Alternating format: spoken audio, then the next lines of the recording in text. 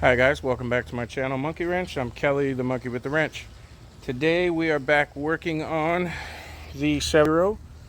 In the last video we put the new carburetor on right there, and yesterday my neighbor, a young kid that has special needs, came across the yard when I wasn't here, and somehow I decided to break something. He ripped the vane, busted it in half that controls the auto choke, and broke the arm on the carburetor. So while I'm waiting on new parts to arrive, now I have to remove the auto choke system completely and put a complete choke cable in, install it up here, and I had to buy a linkage to go to the new carburetor, which I had to buy. So in the meantime, there's a few other things that were going on with this, and one of them is that the solenoid does not work. When you turn the key, nothing happens. So in order to test that, all you need is a jumper wire. I have a wire here with alligator clips, goes to the positive terminal of the battery. The negative is grounded right to the machine because it's bolted on, and all you have to do is take that positive and touch it to the lead, and that's exactly what your key does. Okay, your key, when you turn it, just sends power from the key right to that terminal. That makes the solenoid close, and you get power across the solenoid. I don't know if that was in frame. I'll do it again. So, solenoid's no good. So real quick, all you have to do is take off this nut, the nut that holds it down to the frame on both sides, and these wires just plug on. Now in this case they have the round stub terminals. Yours might have the spades. Just remember where you took them off from. Go ahead and pull your wires. I'm going to pull that out. We're going to put the new one in, which is right there in the box, and then we should have our key back.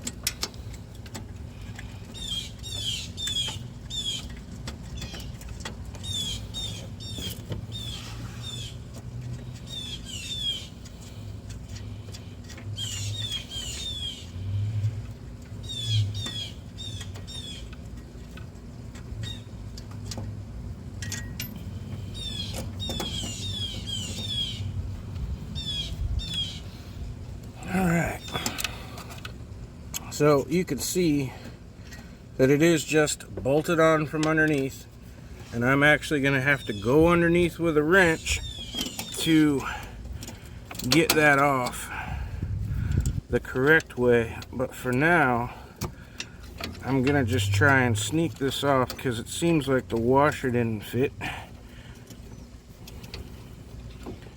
on this side.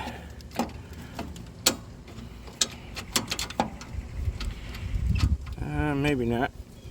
Oh, it's loose though. I might be able to get it off. So I'm going to get this last nut off and move that thing out of the way. Now, because this does not have a ground post on it, it grounds to the machine, to the metal itself. So that bolt fell through. There's the solenoid off. And I'm going to have to go down from underneath, put those bolts back up through, and then re-ground it. However, no, this is a 4-pole. So the ground is going to actually be this wire right here. So I should be able to connect up the new one and put those bolts in later, and it should work. So that's what we're going to do.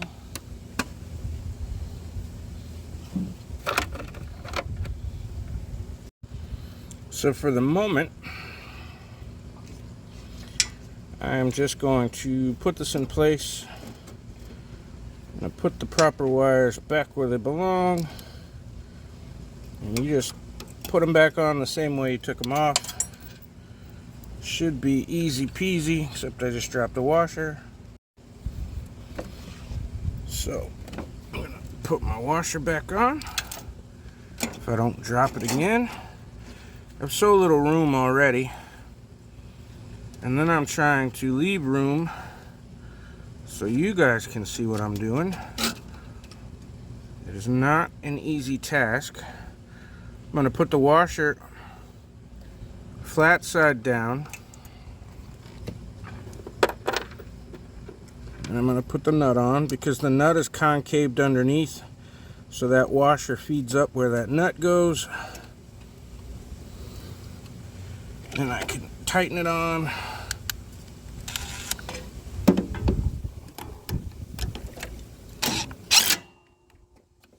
Okay, there's one. Now the positive side of the battery goes to the other side here. Put your washer on the same way, flat side down.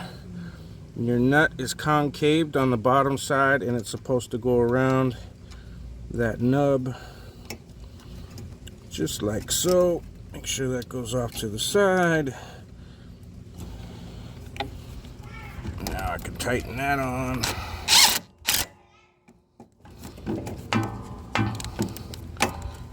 Now I should be able to not fry shit. Ow! Ow! Okay, well, don't do what I did. I left the positive terminal on the side of the fucking battery. It touched on the frame and just melted and burned my hand really bad. So it is what it is. Now I'm just going to move these back where they belong. And hopefully, I didn't burn myself too bad. It just hurt. Burnt the skin off a couple fingers. And I get comments all the time. I never burned myself on a 12 volt. Well, guess what? You can. There and there. And my thumb. Burn the skin right off. So yeah, you can absolutely shock yourself, melt yourself. It melted the wire. And I couldn't figure out where it touched, so I just had to rip it out of the alligator clip. But now our solenoid's back on. Let's see if our key works. Okay, so now I have the new solenoid in place. Remember, your constant power line either has to be attached to the positive side of the battery or to the positive side of the solenoid. If you put it on the opposite side of the solenoid, it'll only get power to things like your electric brake, your fuel cutoff solenoid, that kind of stuff. When that switch is engaged, which means your key has to be in the third position to turn it on. So make sure you put it on the right side, and if you do,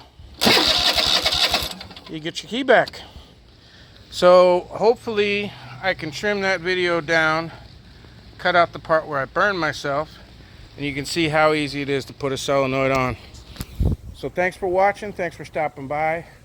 Thanks for over 3,300 subscribers. Quick, fast, and in a hurry. If you're still here, hit the like button somewhere between my chin and my balls, and we'll see you on the next one.